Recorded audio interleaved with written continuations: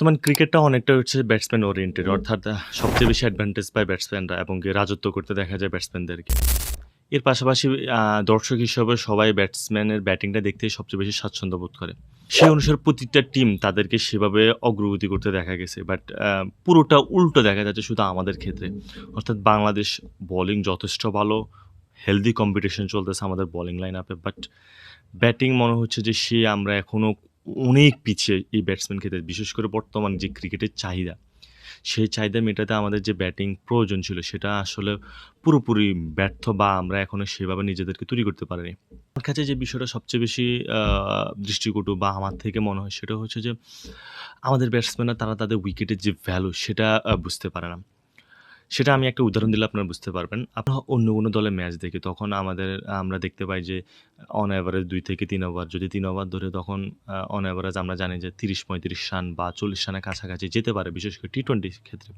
আপনি যখন বাংলাদেশের খেলা দেখতে যাবেন তখন আপনার ভিতরে কিন্তু এই ধরনের কোনো চিন্তাধারা আসবে না। আপনার মাথার ভিতরে শুধু একটা জিনিসই ঘুরবে, এই না উইকেটটা গেল, এই না উইকেটটা গেল। এই যে টেনডেন্সি এই জায়গা থেকে আমাদের ব্যাটসম্যান এখনো বের হয়ে আসতে পারেনি।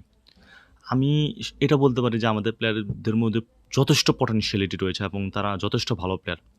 বাট তারা তাদের উইকেটের যে ভ্যালু সেটা না দিতে পারার কারণে আজকে আমাদের টিমের এই অবস্থা।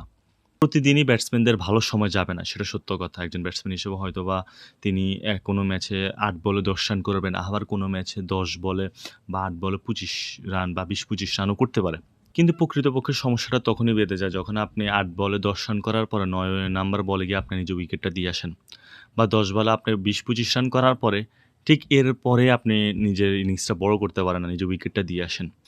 কিন্তু সেই জায়গা থেকে উইকেট কলাপস যখন এইভাবে হয়, বিশেষ করে বাংলাদেশের মতো, তখন আসলে চাইলেও কোনো কিছু করা সম্ভব না। আমার সত্যিই জানতে ইচ্ছে করে যে এই সমস্যাটা আসলে সমাধান কোথায়? যে প্রতিনিয়ত আমাদের ব্যাটসম্যানরা কলাপস করতেছে এবং কি প্রতিনিয়ত তারা ব্যর্থ হচ্ছে। এর আসলে সমাধানটা কি? প্রকৃতপক্ষে আমার কাছে জানা নেই। আপনাদের কাছে যদি জানা থাকে অবশ্যই আপনারা জানাবেন।